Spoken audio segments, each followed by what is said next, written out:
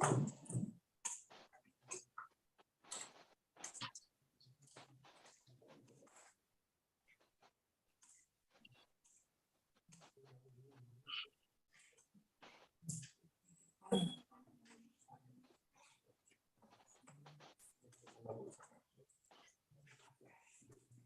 so we're ready to go.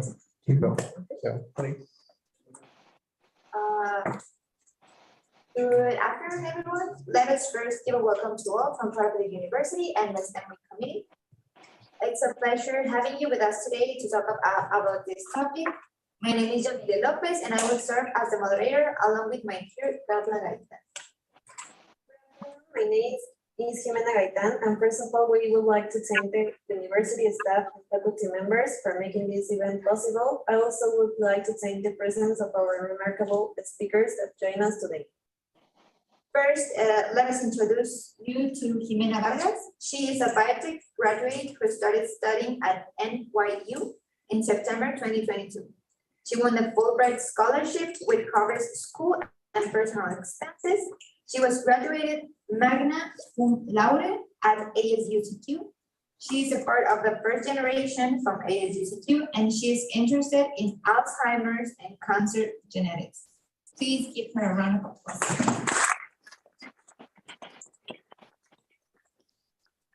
Let us also introduce Andrea Paredes, a mechanical engineer from Arkansas State University. She has worked as a mechanical engineer for Michelin, and now she's a production engineer for Toyota in Mississippi, US. Please give her a round of applause.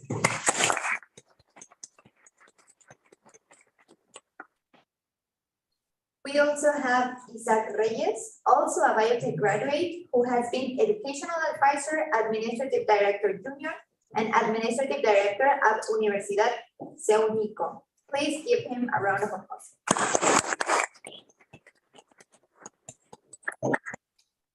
We are also pleased to present Jimena Hernandez, a biotechnology graduate from Arkansas State. She has worked as a coordinator of clinic investigations, was scientific personnel at Farmacias Pharma, and she was undergraduate researchers at the National Institute of Geriatrics. Please give her a round of applause.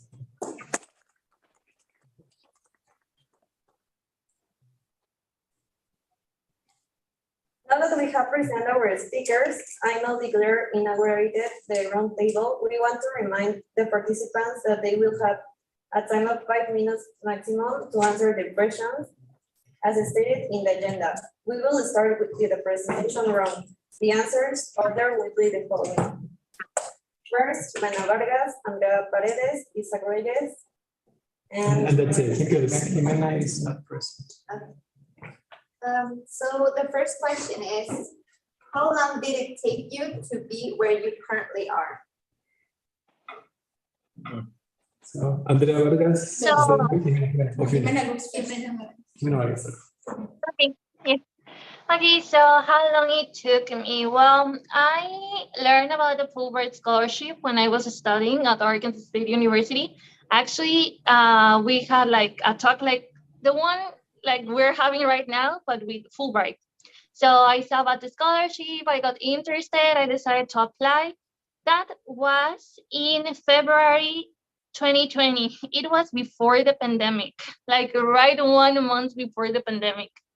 So I decided to apply. During the pandemic, I started looking for like what did I have to do? Like what exams did I have to take? What about the English? Because the Fulbright scholarship, it's a scholarship that covers, well, they give you funding for you, a Mexican person, to study in the United States. So you have to prove your English level, you have to prove some kind of knowledge, taking the GRE exam, and you have to also like do essays and why do you want to like study there in the United States.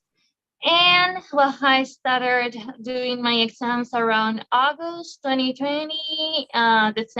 From August to December 2020, I started doing exams, started preparing my application, and I sent my application around February 2021. So just applying for the Fulbright, it took me around a year. After applied, after I got the interview, after I got accepted for the Fulbright scholarship. That was around July, I think, June, July, around the time of 2021. Then it took me another year to apply to the graduate programs because they ask you to apply with a lot of time in advance. You have to do the essays, you have to get letters of recommendation, you have to apply to many universities, and you start hearing back from your applications, you start hearing back around the start of the year. So I started my graduate program on September 2022. So it took me around 2 years preparing since the moment I learned about the Fulbright scholarship to the moment I moved to the United States. So yeah, kind of like 2 years. Thank you very much, Jimena. Please, Andrea. Can you hear me? Yes, we can. Yes. Okay. What was the question? I'm sorry. How long did it take? How long did it take you to be where you currently are? Oof. Well, I submit more than 500. Actually, I don't know if we have the slide now. Do we have it? The slide. Yeah. Yes. Or if you want, I can go by the end.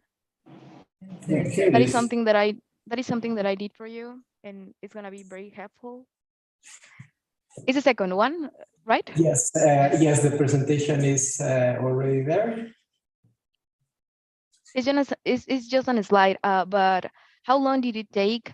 For me, I got graduate in May 21.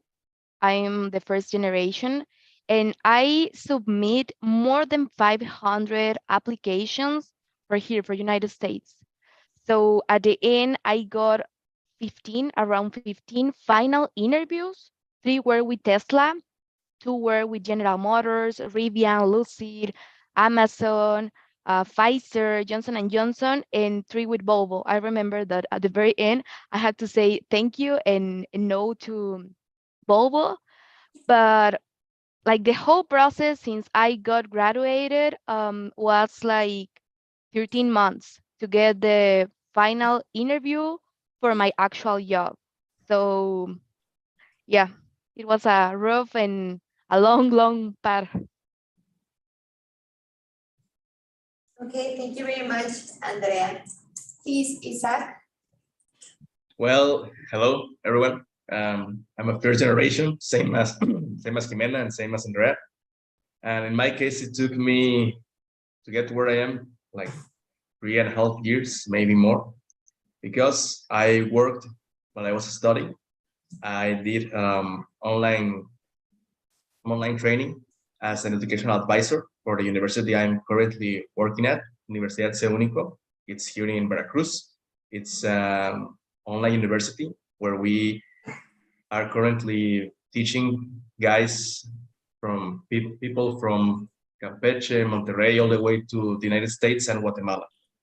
So I spent about 1 year working as an educational advisor. Then I moved on to being a coordinator.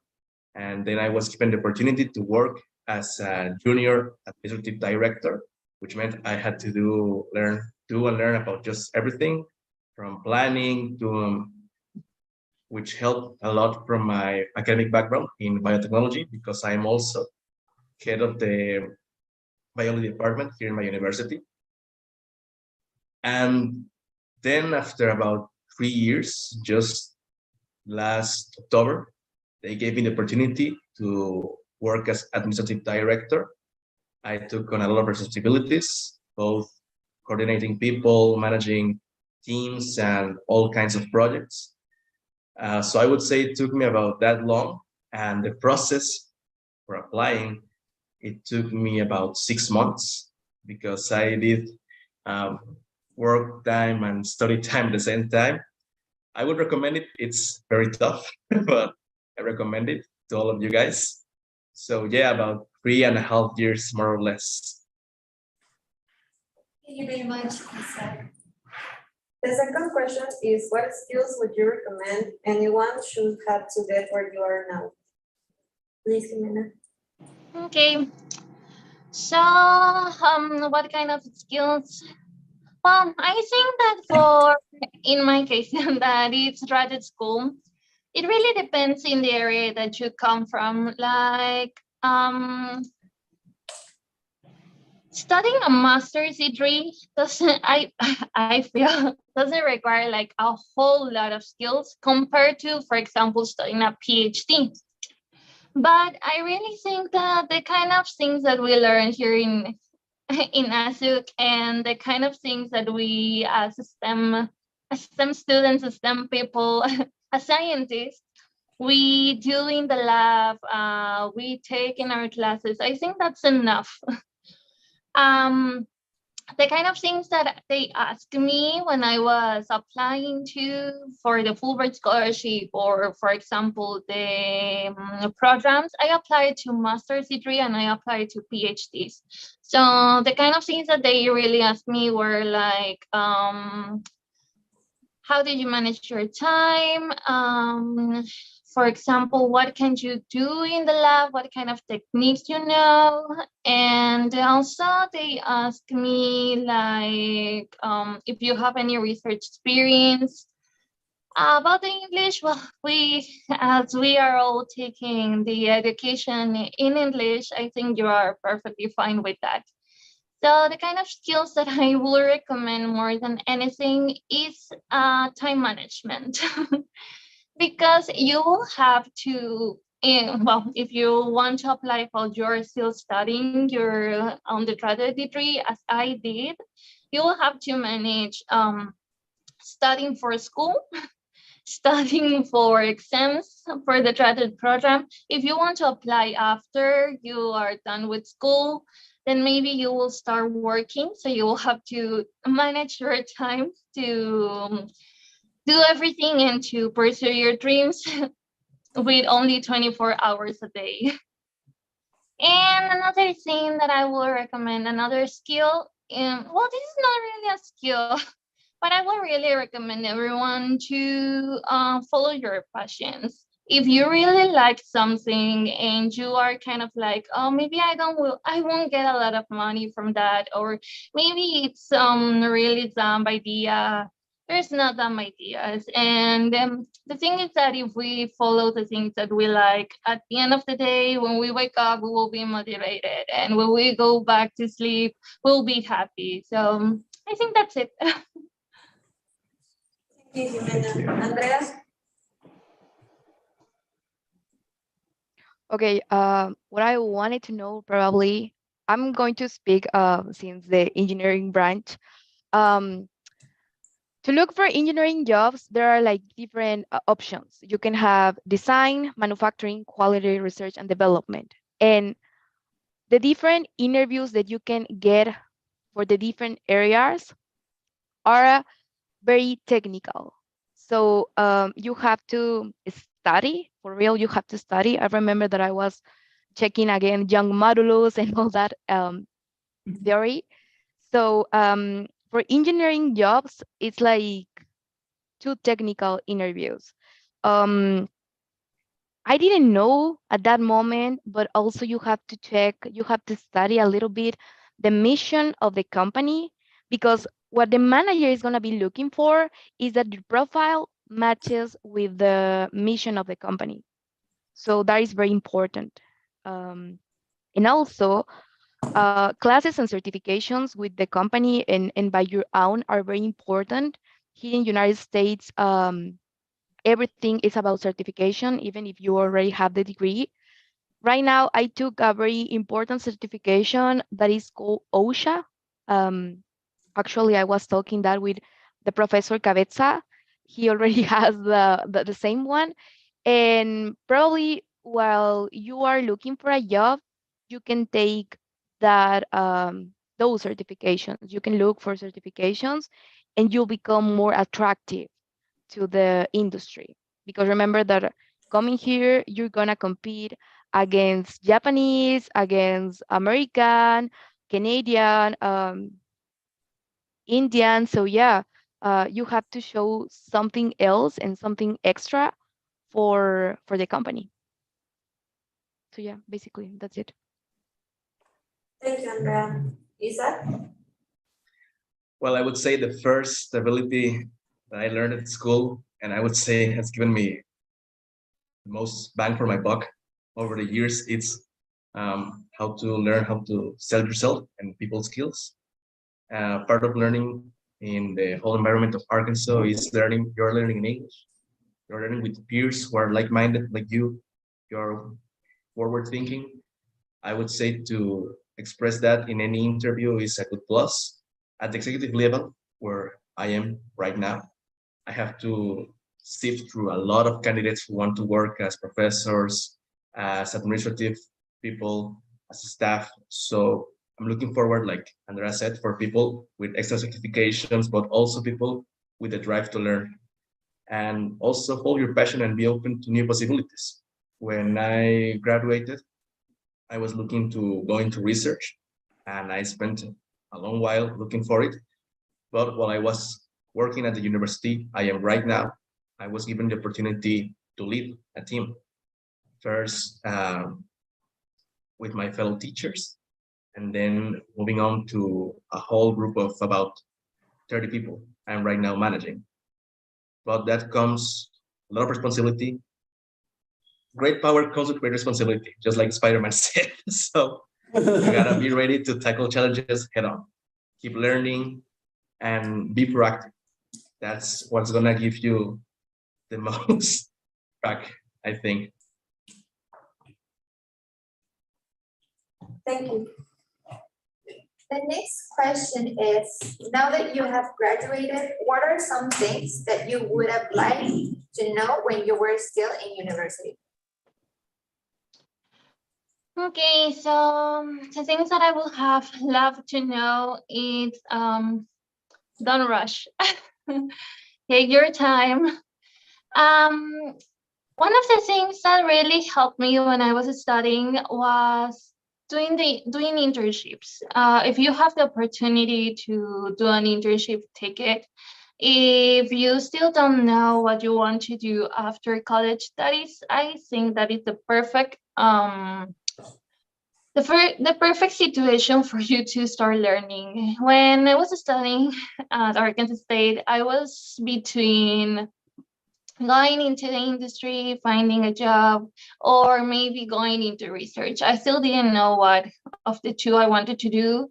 If someone at that moment told me like, oh, you're going to learn that doing an internship, I would have laughed. But I will tell you guys that really, really, internships are really important for you to be students in an environment where you can learn kind of like what is the real world. In my case, I did an internship at UNAM here in Juriquilla. And that was the moment when I said, I want to do research. I saw the people there. I saw scientists, young scientists, and I was like, I want to be them. I want to be like them. So I decided to like start working on a pad, on a plan for me to reach that point. Like me being a student, how can I become like them? A little bit like them, like to have like at least 2% of their intelligence.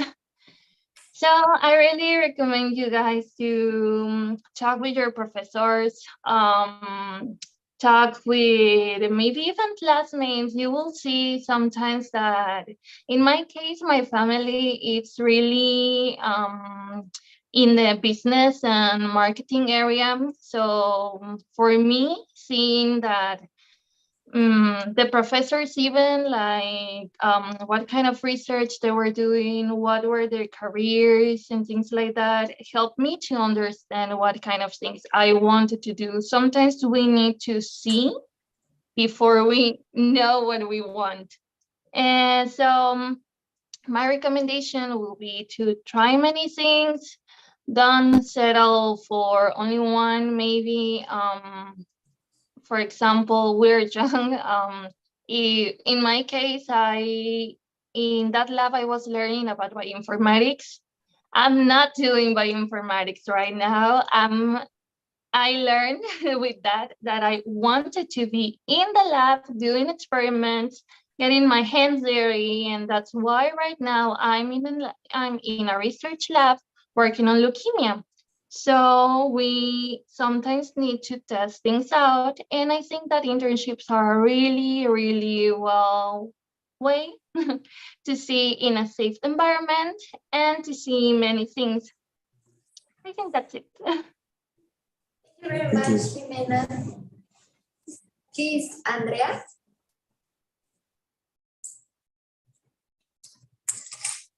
Can you hear me? Yes. I'm sorry, I'm having a lot of problems with the audio. Okay, probably my advice, I will say that be patient. Be very patient because good things take time. For real, take time and a lot of time. And also, each interview takes you to the closer to the good one. So don't rush and try to be um try to do like a list of possible places you want to work, you want to be, areas that you really are interested, and yeah, apply and apply and apply and apply, and probably you're gonna do more than 1,000, more than 500 as me, but be patient because I remember that, well, this is my in my personal experience. I was checking what my classmates were doing, and I was like, oh my gosh, he already got the job, and I cannot, I couldn't. Amazon told me not, Tesla told me not, but also you gain experience. So be patient, and you're gonna fail, but probably for the next one, you're gonna succeed. So be patient.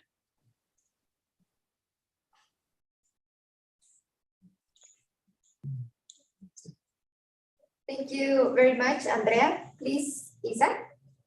Well, following that note, I would say also be kind to yourself because I would say after I graduated, I got what we call some people call the new graduate blues. It's just like Andrea said, you go out and you don't know what you're gonna do next. Sometimes you have a plan, sometimes you do not. That's okay. After all, we have about 60 more years here on this earth. So I would say take your time and look for whatever you want to do. It's okay. Everyone has a different path ahead of them, and keep your possibilities open. Just to give you some context, I won the opportunity to work at Pilgrims about a year ago and go to the States. I got into the program. It was really cool, but I quickly found out that that wasn't the path for me. I was thankful for opportunity with Pilgrims and all, but after evaluating all my choices up to that point, I discovered that what I wanted to do and what I love is education. I love working with students. I love working with teachers and getting to raise another generation of us. And that's okay. And I work in my area and also doing things from a lot of areas I didn't know about in school, from biotechnology to management to everything in between. So be kind to yourself, keep your possibilities open, and whenever possible, do networking because you don't know, like you're gonna have friends in every place, and be kind to other people because we're all in this together. And as for us, we're all Red Wolves. We're all part of the same school, and we're all here to help you also for whatever comes next. So that's my advice to you. Thank you very much, Isaac. I'm sorry. I will add something else. Okay, go ahead. Also remember that we're like very young. Still, I don't know if I'm going to stay forever in manufacturing. You can do also research and still working in the industry. So we're young and we're still going to discover what we want to do. So just remember that, because if I already stay if I already I am now in the manufacturing world, you can go to design, you can go to research and development. So yeah, it's the time to learn and time to get experience. That is very important, but start working and start applying. So yeah, that is very important. Thanks, Andrea. To conclude with the round of questions, the first question is, if you could give any advice to someone applying to get a scholarship or aiming to be in a similar workspace as you, what would you say? Please, Jimena. Like any advice? Yes, anything that you would like pay attention to this detail, something like that. So, as in my case, it's graduate school and scholarships. I think an advice I would give anyone is that, as everyone is saying, apply to many things. I remember Professor Gonzalez. I remember one time we were talking and she told us that, well, she was applying to PhDs and she was like doing a lot of applications and everything. And something that I really remember is that she told us, you only need one yes. That's the only thing you need. You can apply to a whole lot of jobs. You can apply to a whole lot of scholarships, a lot of schools. But at the end of the day, you just need one yes. So my advice is to apply.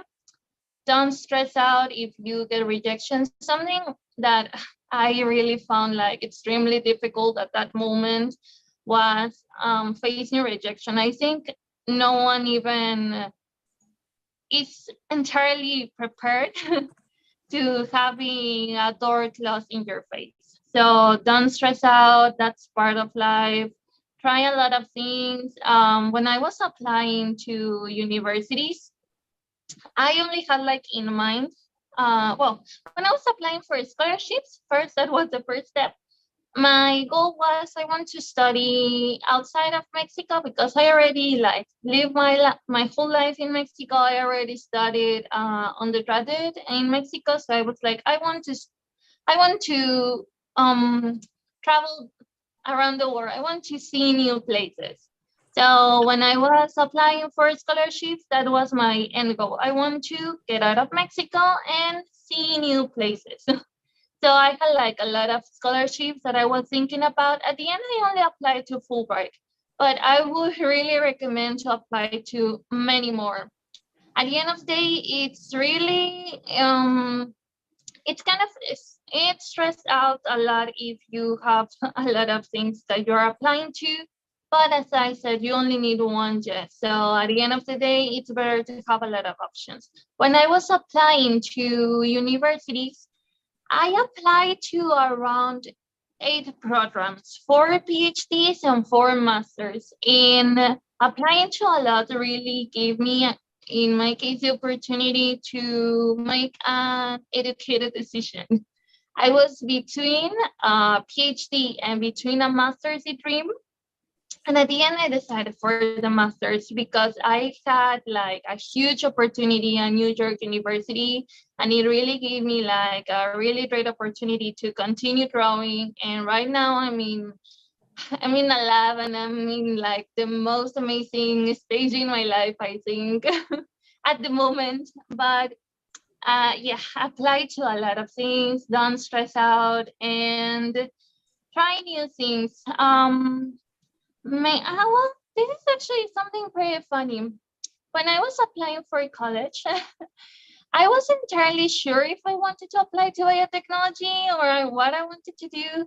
So I actually applied to one different program, one different kind of like, area of science to each university. There were some universities that I applied to aerospace engineering, I applied to biomedical engineering, I applied to biotechnology. And at the end of the day, I was like, all those things I was interested about at that moment, but I end up deciding for the school. So really try things out because maybe you in another universe I will have been studying aerospace engineer, but I'm here happy being a biotechnology. So try things out. As everyone is saying, we're young. So yeah, apply to a lot of things and try to see something that interests you. Thank you, Thank Jimena. you. Please, Andrea. I don't know if we can put like the slide, please. Yes. Yes. Thank you.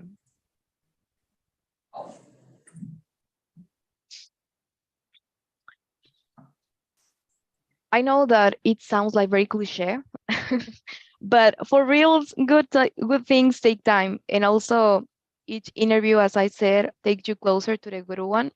Um, Also, I would recommend doing a script for general questions, read the job description, and try to match your profile to the mission of the company, because that is what a manager is going to be looking for.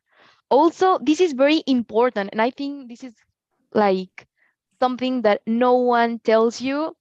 Email the recruiters. I mean, now we have like a lot of different skills. You have LinkedIn, so if you want to work in Tesla, you want to work in General Motors, whatever, put recruiter of General Motors, recruiter of Tesla, and do a script, write an email and say, hey, how are you? I'm trying to get any position in this area, design, manufacturing, research, or whatever, and I send you my resume, right? So email the recruiters, and also the graduate degrees may help to get promoted. So track your GPA, because, for example, now I am calling with the graduate schools, and they say, okay, you have this GPA. It's okay, perfect. You don't have problem. But if you have like a very low GPA, it's not going to be impossible, but it's gonna get more difficult. So just yes, I mean, if you want to be here, if you want to be there in Mexico, if you want to get a job, try to do as much as possible, as much as you can. So that email the recruiters was something that helped me a lot. And that's it. Thank you. Thank you, Andrea. Isaac.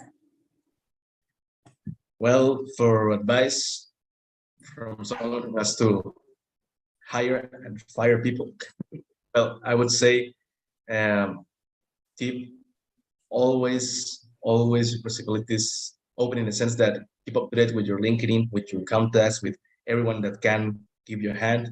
And you never know when an opportunity might rise up where you can move up to a new place, to a new position in whatever place you are working or when you're trying to apply. Be in contact with people who are in the know. For example, your teachers. I asked a lot of questions and Professor Gonzalez back in the day, and also to our professors. If you don't know what you want to do, they are some of the best people that can guide you in the right direction.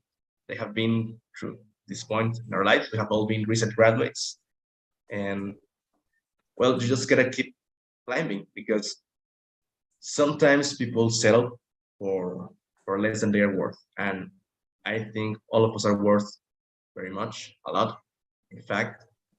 And even if you find yourself in a place right after graduation where you don't know what to do, try finding out new things, try new certifications, new avenues of knowledge, because you never know what might come into play next. It's an ocean of infinite possibility and infinite room to grow. So whenever you're not learning, you're not growing. And that's my motto, because you got to keep learning to move up wherever you want to go in life. So yeah, that. And also try to be, as someone who works with hiring and recruitment, be very careful with your CVs, and Don't give the same CV to every company.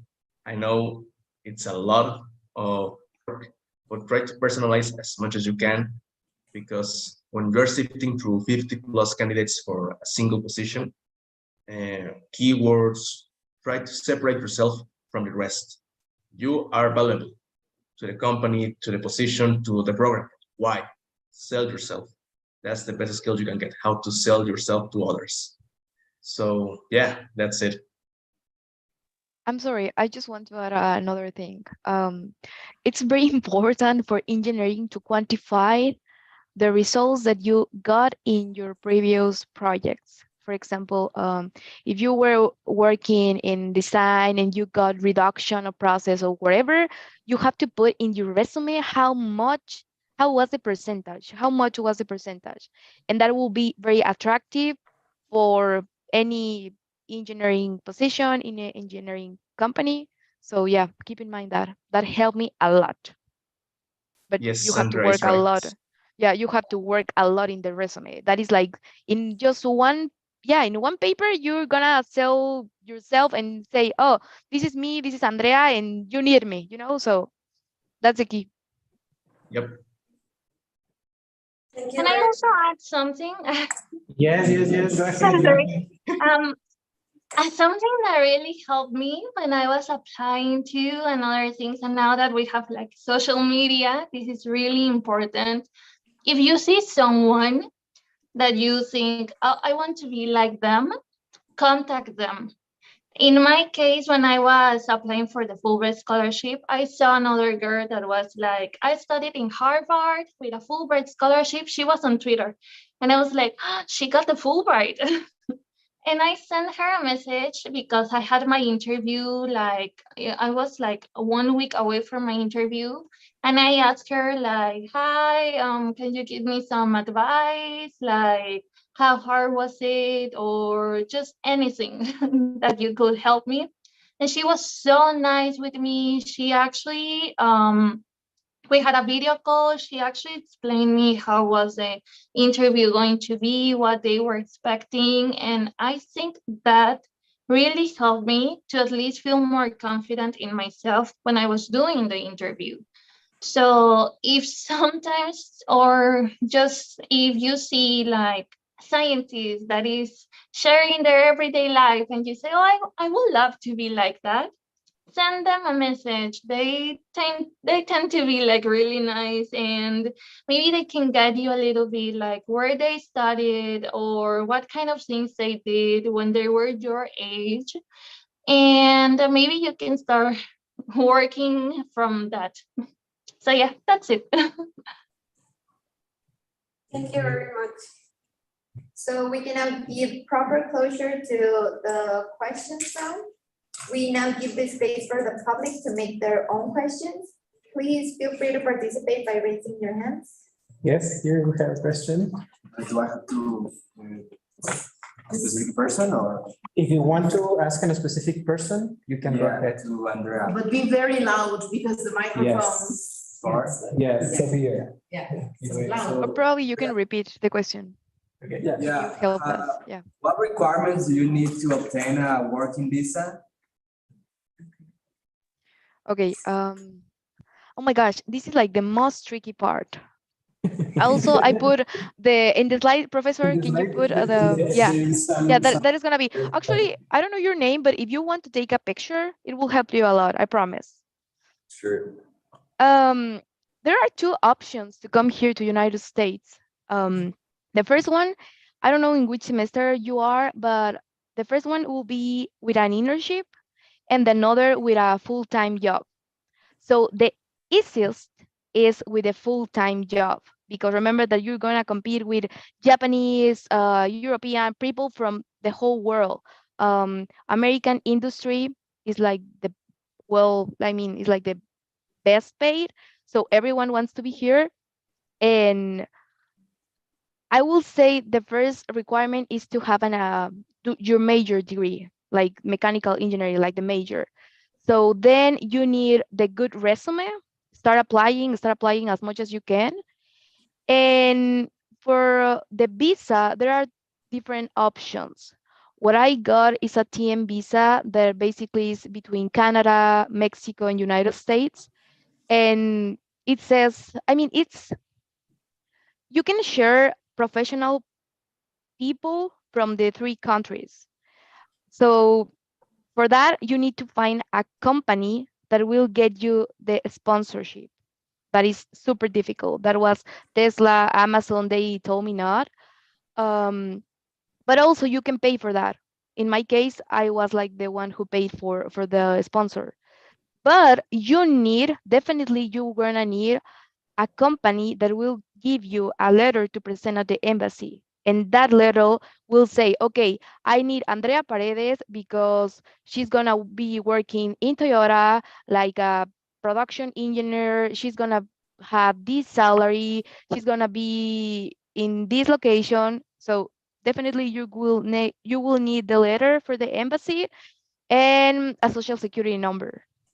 So you need your degree, good resume, the work visa, that is like the letter at the letter for the embassy, and the social security number. When I remember that my interview was in June, and they told me, okay, you're going to have this interview with Toyota, and you have to wait 1 week for their response. And it took them 4 hours, and I was like super excited. And after that, for the whole process, it took me like 2 months because I started working here in August. So after that interview with Toyota, you're gonna receive a letter. You're gonna set your appointment with the embassy. I went to Ciudad Juarez for my visa, and yeah, it takes a lot of time. Also in the embassy, they are going to do an interview with you, like the consul. So yeah, it's not like very easy, but Thank it's you. not impossible. If I could complement that a little bit. So as Mexican citizens, you have that advantage that the TN visa is an option. It's a kind of visa that is part of the commercial trade agreement between Mexico, the US, and Canada. Now that means the other kind of visa that people sometimes apply to is H-1B, H-2B. That one is a lottery. So as Mexican citizens, you can apply to the TN, which is not the lottery, which is much of an advantage.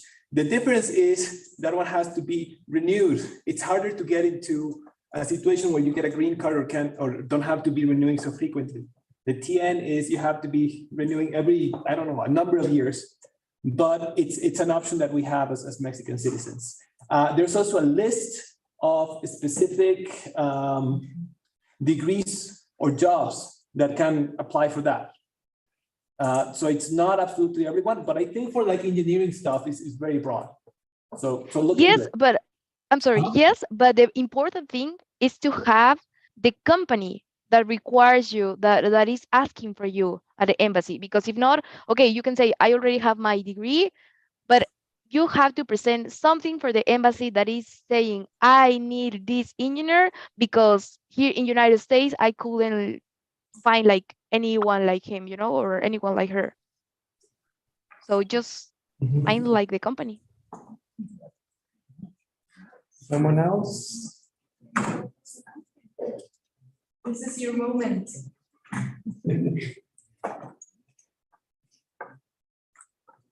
So, well, in the same stance, for instance, in the case of Jimena, did you have a similar process in order to getting your visa, for instance, now that you have moved to the States? How difficult was the process? Okay, so with the Fulbright scholarship, the Fulbright scholarship is a scholarship by the U.S. government.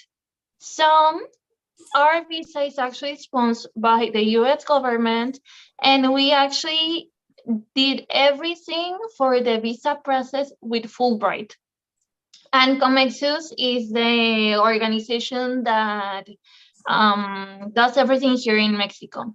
So my visa is a J1 visa. It's student exchange visa. But the thing is that it's sponsored by the US government, so we didn't have to pay anything. They gave us like, this is the day you're going to the embassy, and we just went to the embassy. They just saw our faces and okay, you go. Because it was so easy because the US government want us to be there. So, and our studies, our DS 2019 is also sponsored by the US government, and we didn't have to pay anything. And we have an agency here in the United States, also paid by Fulbright, that helps us with everything related to taxes, with everything related to enrollment verifications, with anything that we will have to encounter here in the United States. They always give us a hand. So really, Fulbright is a scholarship that covers everything, even your stay and your time and your experience in the United States. They have you really, really covered. So I didn't have a lot of issues with the visa. So apply to the Fulbright. Yeah, you should apply for the Fulbright. It's for the Fulbright, and as you mentioned, to other places. And I have another question for Isaac. Isaac, you mentioned something that I find really important, which is networking, right? And this, I don't know if the term is accurate, correct, but this is soft skills, right? So Yes. I don't know if you can mention something about how useful are they in your professional life. And I don't know if you could share with us some techniques or something to hone those skills for people like me that we are not very people-oriented in some sense. No, truth be told, neither am I, but it was just a part of the job. And just for context, I used to be very shy. Jimena can attest to that. My friend Jimena. We used to be lab partners for all of university, but in my line of work, I have to meet with people from all levels of government, from state to federal to municipal level here in Mexico, and also sometimes from other countries.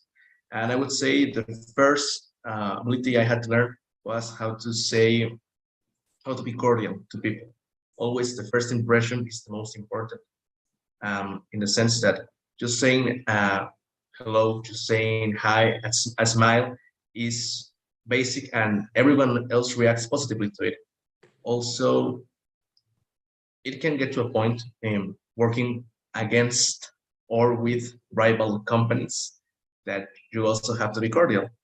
We're all part of the same industry, even if we're trying to outmatch one another, but you gotta still be pretty cool and patient with other people. And now that I have people that I have to look out for, I'm in charge of lots of people and professors.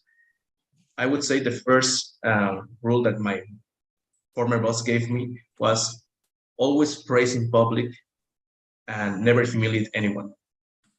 Because people will always 100% remember not what you said, but how you made them feel. That's it. Like, if you want to make people like you, if you want to be a leader and get people to follow you, you have to win their trust. And part of that is being kind to them. It takes 1 second to make someone's day better. Just say hello.